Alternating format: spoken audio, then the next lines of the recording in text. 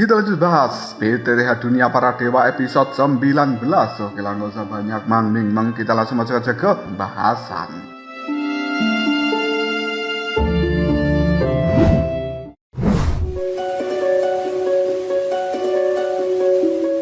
Di dalam benua Dodi ini pada zaman kuno, pernah terjadi perang besar antara langit dan bumi, dan ini merupakan pertempuran yang mengguncang bumi, menimbulkan berbagai ratapan kesedihan, di mana hampir semua kekuatan di dalam benua Dodi terlibat di dalam perang ini, yang kemudian hal itu disebut sebagai bencana kuno. Pada saat itu seluruh benua Dodi hampir dipenuhi dengan mimpi buruk yang berlangsung selama bertahun-tahun. Fenomena ini disebabkan oleh metode kultivasi ras iblis yang unik dan cepat pada zaman kuno. Berdirinya benua Dodi, kekuatan dan juga pengaruh antara ras manusia, ras iblis dan juga ras Yao, mereka semuanya seimbang. Namun karena perbedaan metode kultivasi di antara berbagai ras ini, keselarasan pun akhirnya secara bertahap menjadi semakin nyata. Karena metode yang digunakan oleh ras iblis di dalam kultivasinya sangat unik dan juga cepat, hal itu membuat kekuatan mereka bertumbuh jauh lebih cepat jika dibandingkan dengan dua ras yang lainnya. Secara lambat laun, pengaruh dari ras iblis pun semakin besar, dan dengan kekuatan yang dahsyat, mereka mulai menjarah berbagai sumber daya di wilayah-wilayah dari benua Dodi. Hal ini menyebabkan ketidakseimbangan antara ras iblis dan juga ras manusia serta ras Yao. Demi bisa terus bertahan hidup, ras manusia dan juga ras Yao memutuskan untuk bergabung melawan ras iblis. Di saat yang sama, sejumlah besar binatang iblis yang telah dipimpin oleh seorang binatang iblis yang luar biasa cerdasnya, mereka juga ikut bergabung melawan ras iblis ini untuk memburu tanpa pandang bulu. Maka perang besar pun pecah, dan hal ini menjalar ke langit dan bumi, membuat seluruh benua Dodi dalam keadaan masa kegelapan. Seluruh benua Dodi ini hampir menjadi tanah kematian. Berbagai nyawa yang tidak terhitung jumlahnya telah menghilang dan membawa seluruh benua Dodi ke ambang kehancuran. Tepat ketika semua orang mulai putus asa, sebuah nama yang menggema di seluruh benua Dodi yaitu Kaisar Hantu Abadi. Dia seorang yang telah menjadi dewa pertempuran legendaris atau berada di level dosen, sekaligus pencipta dari benua Dodi ini telah muncul. Dengan satu jentikan jarinya, dia bisa menutupi langit dan bumi, memandang rendah semua makhluk hidup di atas benua Dodi ini. Munculnya Kaisar Hantu Abadi bisa meredakan perang yang berlangsung hampir 1 abad tersebut. Pada akhirnya, Kaisar Hantu Abadi ini mulai membatasi jumlah dari ras iblis yang memasuki benua Dodi, tidak seperti ras manusia dan juga ras Yao. Oleh karena itu, ras iblis di dalam benua Dodi menjadi sangat berkurang. Hal itu membuat ketiga ras ini pada akhirnya kembali setara dan juga seimbang.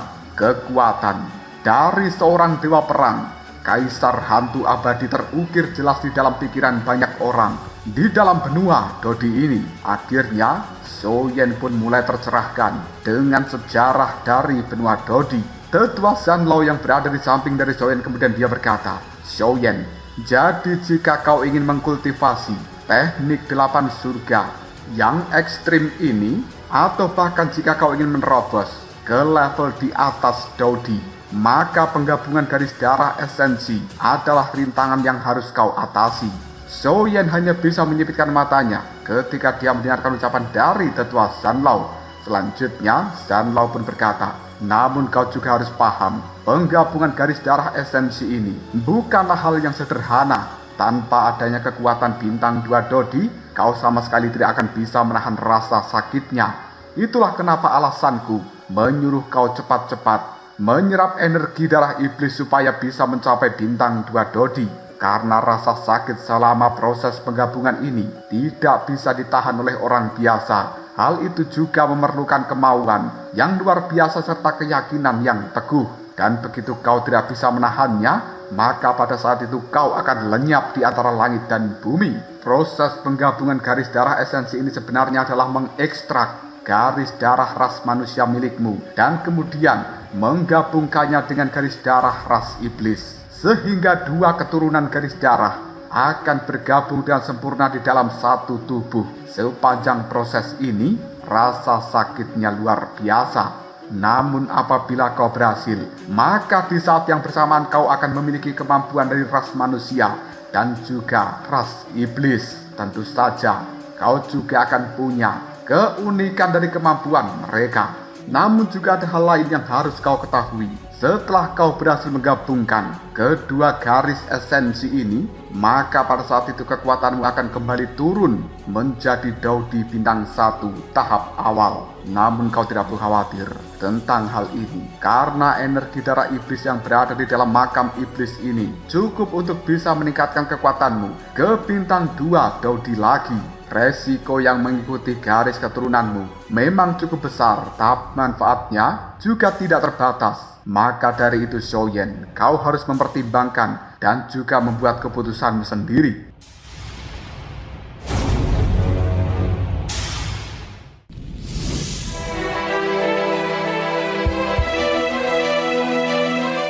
Xiaoyan pun terdiam sejenak untuk mencerna berbagai informasi yang telah diberikan oleh Zanlao itu, dan dia juga tidak ingin sembarangan mengambil keputusan dalam hal ini. Meskipun keuntungannya cukup luar biasa, tapi resikonya juga tidak bisa diabaikan. Setelah berpikir dalam jangka waktu yang cukup lama, pada akhirnya Xiaoyan benar-benar mengambil sebuah keputusan. Meskipun proses ini sangat menyakitkan, tapi bukankah untuk mendapatkan kekuatan yang besar memang harus membayar harga yang mahal?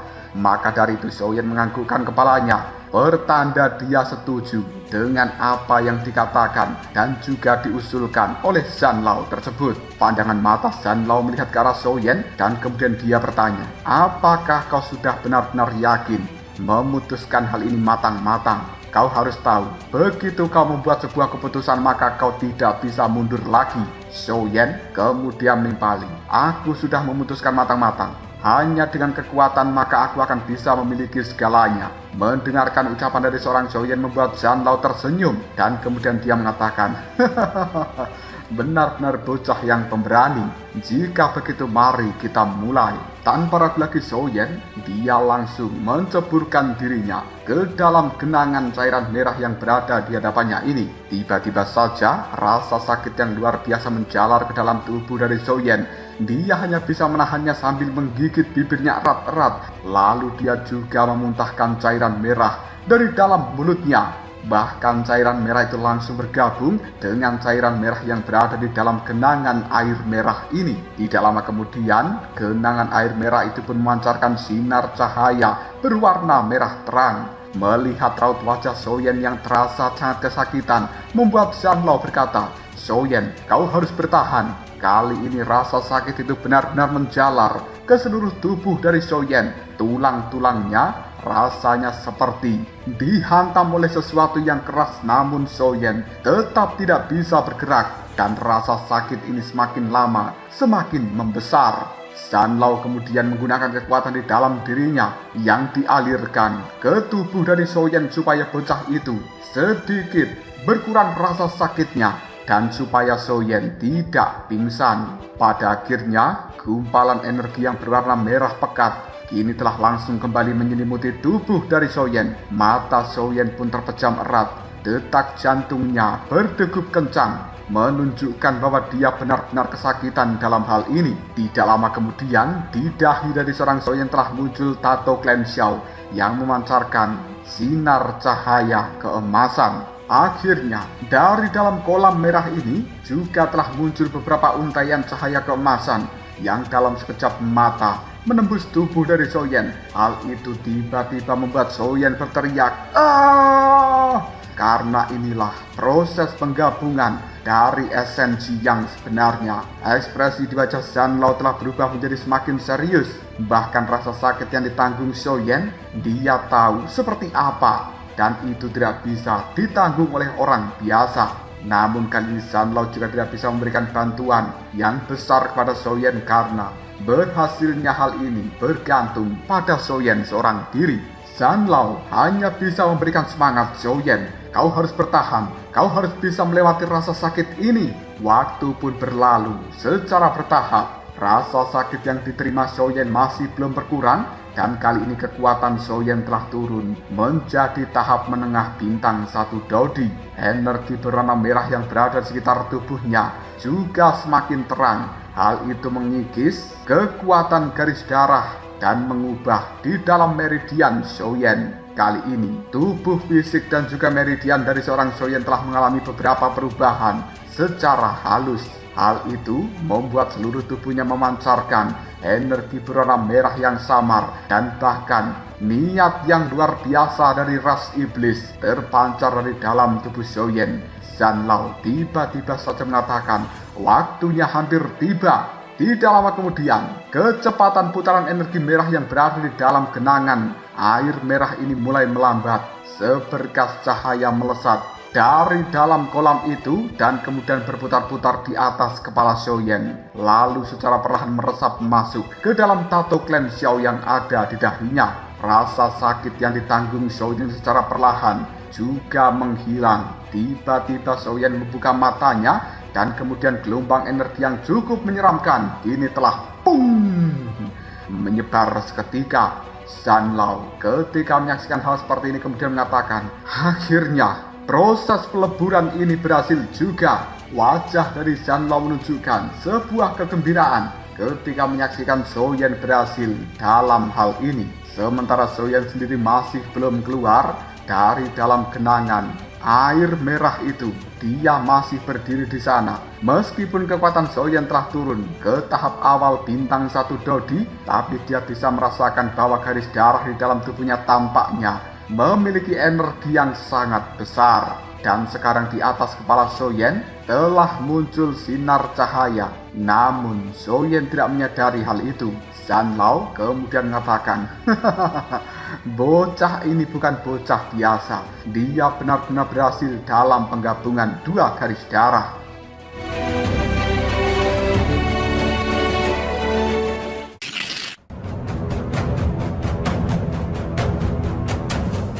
Sebenarnya, metode yang dilakukan ini adalah tindakan yang bisa dikatakan terlalu kejam. Dan mungkin orang lain tidak memahaminya dengan jelas. Tapi Zanlao tahu betul bahwa ini bukanlah sesuatu yang bisa ditanggung orang biasa. Zanlao benar-benar kagum dengan tekad seorang Xiaoyan. Tidak lama kemudian, Xiaoyan pun tersenyum ke arah Zanlao dan dia mengatakan, sebenarnya junior ini hanya beruntung saja. Jika aku harus bertahan lebih lama lagi, mungkin aku akan benar-benar tidak bisa menahannya. Zanlao menganggukkan kepalanya sambil menimpali, baguslah, karena kau sudah berhasil, maka tujuan dari perjalanan kita sekarang sudah tercapai. Bagaimana? Apakah kau ingin beristirahat dulu saat ini? Xiaoyan menggelengkan kepalanya sambil berkata, tidak perlu, kondisiku sangat baik sekarang.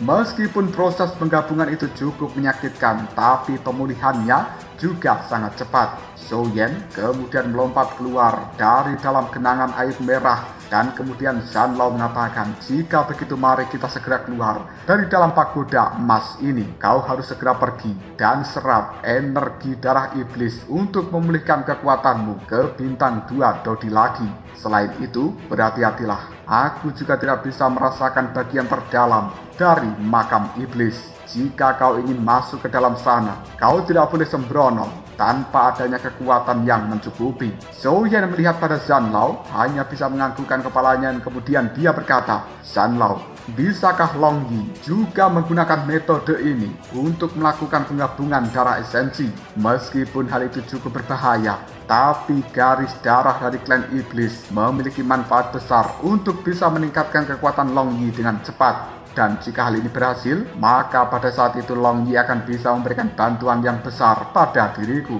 Mendengarkan ucapan dari seorang Xiaoyan, Zanlao hanya bisa menggelengkan kepalanya sambil berkata, apakah menurutmu siapapun bisa menyatukan garis darah esensi hanya dengan berendam di dalam kolam merah ini? Xiaoyan, tidak sembarang orang bisa melakukannya. Dan kupikir di dalam dunia ini, satu-satunya orang yang bisa melakukan hanyalah dirimu. Orang lain, mereka tidak memenuhi syarat. Xiaoyan cukup bingung, dia hanya bisa menyipitkan matanya yang kemudian bertanya, kenapa hanya diriku yang bisa? Zanlao kemudian berbicara.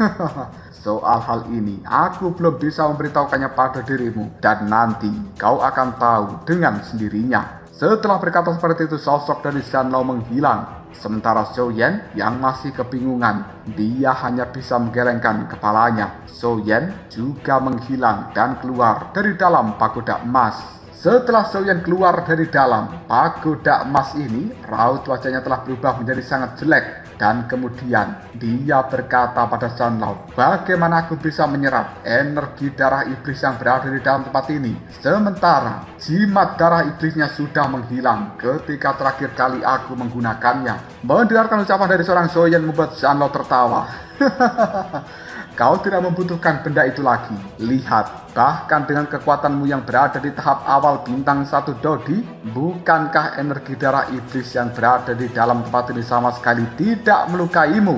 Barulah Xiaoyan mengecek keadaan sekitar. Memang tubuhnya telah diselimuti kabut-kabut merah, tapi hal itu tidak menimbulkan luka atau bahkan korosi apapun terhadap tubuh Xiaoyan. Dengan raut wajah penuh keterkejutan, Xiaoyan berkata, mungkinkah hal ini terjadi karena aku sudah memiliki garis keturunan dari ras iblis? Zanlao hanya bisa menganggukkan kepalanya. Dalam hal ini, energi darah iblis itu sendiri merupakan produk asli dari ras iblis. Setelah kematian mereka, jadi secara alami itu tidak akan membahayakan bagi orang-orang yang memiliki garis keturunan iblis. Maka dari itu, kau bisa menyerap secara langsung energi darah iblis yang berada di dalam tempat ini. Xiaoyan pun hanya bisa tersenyum ketika dia mendengarkan ucapan dari seorang Zanlao. Karena tidak ingin membuang-buang waktu lagi, Xiaoyan mengambil posisi duduk bersila. Dia memejamkan mata yang kemudian pikirannya terfokus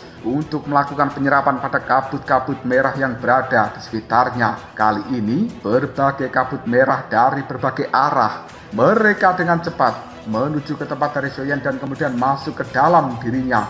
Namun Xiaoyan masih sangat berhati-hati karena dia khawatir akan terjadi sebuah kecelakaan. Namun begitu energi darah iblis menembus tubuhnya, Xiaoyan juga mengirimkan kekuatan dari api suci kekacauan untuk memurnikan hal ini, supaya energi darah iblis yang diserap masuk ke dalam tubuhnya memiliki efek 2 kali lipat. Beberapa menit kemudian, seluruh tubuh dari Xiaoyan benar-benar diselimuti kembali oleh bola merah yang cukup besar dan terbuat dari energi darah iblis. Aura di dalam tubuh Xiaoyan secara perlahan juga melonjak. Dan hal ini bukan masalah untuk membuat Xiaoyan kembali menjadi bintang 2 Dodi. Ketika Xiaoyan masih terfokus melakukan penyerapan energi darah iblis di dalam makam iblis, bagian luar dari makam iblis ini telah mengalami perubahan yang mengguncang bumi. Berbagai orang masih berkumpul di dalam tempat itu, yang kemudian beberapa orang berbincang dengan penuh penasaran. Sudah setengah bulan, namun bocah dari klan Xiao masih belum keluar dari dalam sana. Benar, dia mungkin sudah mendapatkan harta karun di dalam tempat itu. Aku tidak yakin, mungkin dia sudah kehilangan nyawanya.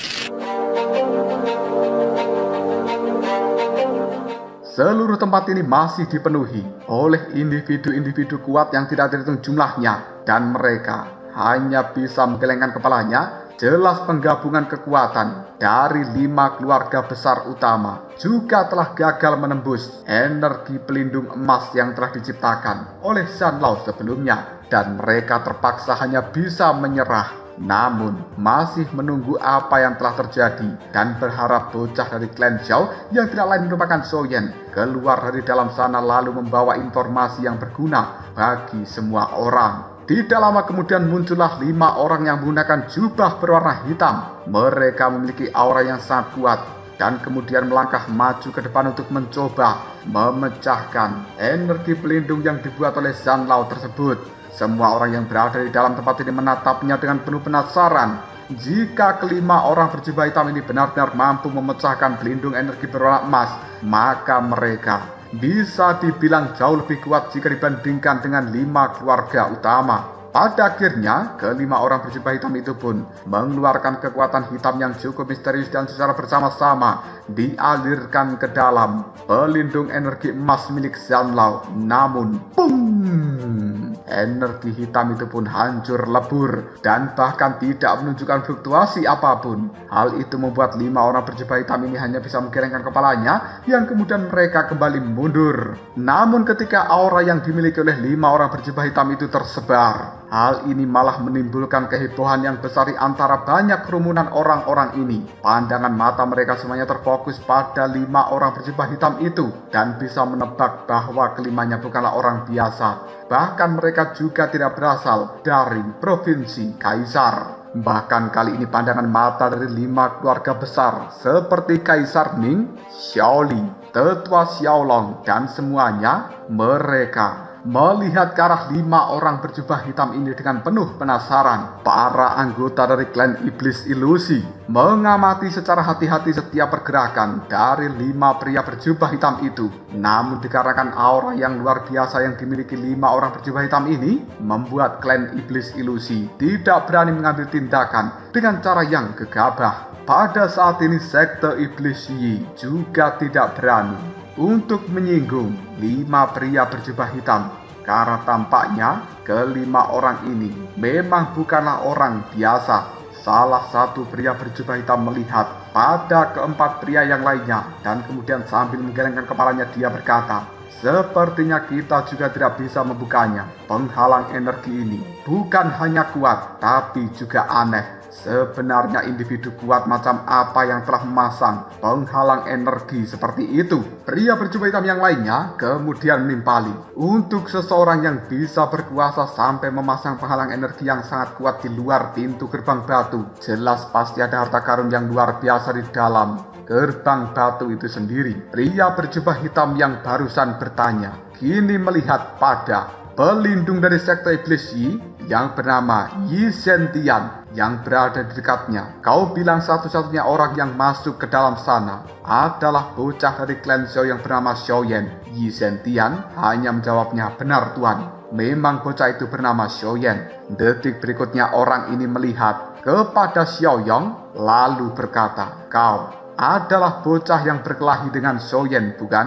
Xiaoyong hanya bisa menganggukkan kepalanya dan kemudian Xiaoyong berkata dengan nada yang muram, "Kita telah saling bertukar pukulan. Bocah itu hanya berada di tahap menengah bintang 1 Dodi dan telah masuk ke dalam pintu gerbang batu. Aku pikir Xiaoyan saat ini kemungkinan sudah meninggal." Pria berjubah hitam yang barusan bertanya pada Xiaoyong melihat ke arah 4 pria berjubah hitam yang lainnya sambil berbisik, "Apakah kalian pernah berpikir mungkin barang-barang yang sedang kita cari sebenarnya berada di dalam sana?" 4 orang berjubah hitam yang lainnya hanya bisa terdiam untuk sementara. Dan kali ini orang yang tadi bertanya kemudian mengatakan kembali, "Sepertinya kita perlu mencari klan Xiao terlebih dahulu. Terlepas dari apakah barang yang kita cari ada di dalam sana atau tidak, kita masih harus menangkap bocah yang bernama Xiaoyan. Jika dia keluar, suruh mereka langsung menyerahkan Xiaoyan kepada kita." 4 pria berjubah hitam yang lainnya hanya bisa menganggukkan kepalanya. Lalu orang ini pun menyuruh kelompok dari sekte Iblis Yi untuk memimpin jalan menuju ke tempat dari klan Xiao. Hanya dalam sekejap mata, pria berjubah hitam itu telah tiba di tempat berkumpulnya dari klan Xiao. Salah satu dari pria berjubah hitam itu kemudian mengatakan, "Siapa pemimpin klan Xiao yang bertanggung jawab di tempat ini? Keluarlah, aku ingin bicara denganmu." Kata-kata itu langsung membuat raut wajah dari tetua pertama Xiaoli menjadi waspada. Tanpa ragu lagi, dia melangkah maju melihat orang-orang berjubah hitam sambil mengatakan, "Aku adalah Xiaoli yang bertanggung jawab pada kelompok klan Xiao. Bolehkah aku bertanya, kekuatan terhormat mana Tuan berasal dan untuk urusan apa kalian menemui klan Xiaoku?"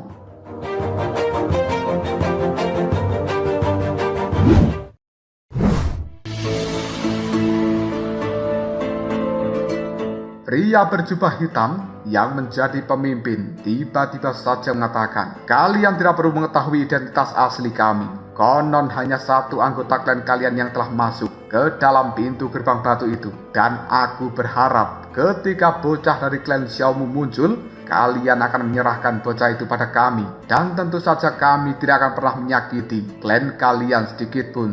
Namun jika kalian menolak, aku rasa tahu kan apa konsekuensinya. Belum sempat tetua pertama Xiaoli menimpali perkataan dari orang berjubah hitam ini, Xiaoqi tiba-tiba saja segera maju ke depan sambil berkata, "Kau ingin kami menyerahkan anggota klan Xiao padamu? Kau pikir kau itu siapa?" Xiaoli langsung menyuruh Xiaoqi untuk mundur dan dia pun berkata pada pria berjubah hitam, "Mohon maafkan kekurang ajaran dari cucuku ini mengenai masalah anggota dari klan Xiao. Izinkan kami mempertimbangkan dan juga mendiskusikannya terlebih dahulu. Kita akan memberikan jawaban dalam 3 hari." Pria berjubah hitam hanya bisa menyipitkan matanya yang kemudian dia melihat pada anggota kelompok yang lain sambil menganggukkan kepalanya. Dan kemudian mereka berlima memutuskan untuk menjauh dari kelompok klan Xiao. Sementara pandangan mata Xiaoqi melihat pada Xiaoli sambil berkata, "Kakek, apa yang kau katakan pada mereka?" Xiaoli pun hanya berkata bahwa mereka berlima bukanlah orang yang mudah untuk disinggung. Bahkan dengan kekuatan Xiaoli yang berada di bintang 3 Dodi tahap akhir, dia tidak bisa merasakan kekuatan 5 orang berjubah hitam itu. Bisa dibayangkan bukan?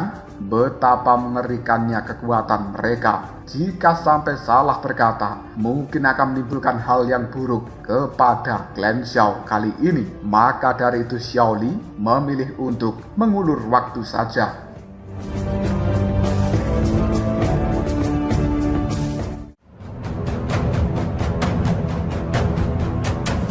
Lalu apakah yang akan terjadi selanjutnya? Mungkinkah tetua pertama Xiaoli ini akan setuju dengan apa yang dikatakan 5 orang berjubah hitam tersebut? Dan sebenarnya siapakah kelima orang ini? Kenapa kekuatan mereka cukup menakutkan? Jika kalian penasaran, tunggu aja jawabannya di next video. Ngobrol.